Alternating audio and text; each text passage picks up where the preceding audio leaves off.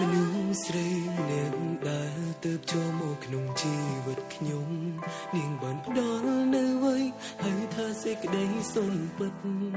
សេចក្តីសុខម្យ៉ាងដែលខ្ញុំមិនធ្លាប់គិត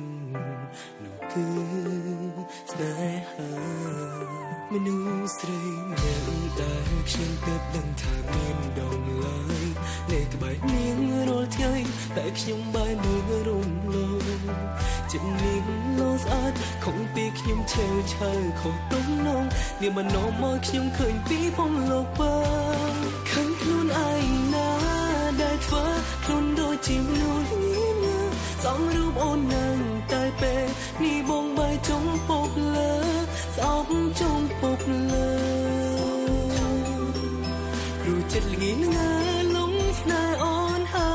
យឃើញខ្លួនឯងណាដឹងទេថាបងមិនដែលចាញ់គេតែបែរមកចាញ់នឹងស្នេហ៍អូនហើយសួរខ្លួនឯងតើចិនស្អប់អូនទៅណាបាត់ណោះហើយបែរដងក៏ឆ្លើយថាខ្ញុំស្រឡាញ់នាង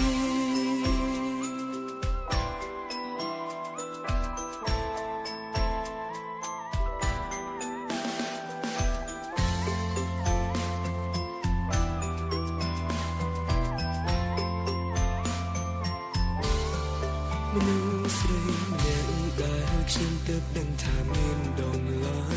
នៅក្បែរនាងរាល់ថ្ងៃតែខ្ញុំបែរមើលរំលងចិត្តនាងលោស្អាតខំពីខ្ញុំឆេវឆៅខុសទំនងនាងបាននាំមកខ្ញុំឃើញពីផងលោកបើឃើញខ្លួនឯងណាដែលធ្វើខ្លួនដូចជាមនុស្សញញឹមសំរូបអូននឹងតែពេលនេះបងបាយចុងពុកលើស្អប់ចុងពុកលើព្រោះចិត្តល្ងីងើលំស្នេហ៍អូនហើយឃើញខ្លួនឯងណាដឹងទេថាបងមិនដែលចាញ់គេតែបែរមកចាញ់នឹងស្នេហ៍អូនហើយសួរខ្លួនឯងតើចិនស្អប់អូនទៅណាបាត់ណោះហើយបែរដងក៏ឆ្លើយថាខ្ញុំស្រឡាញ់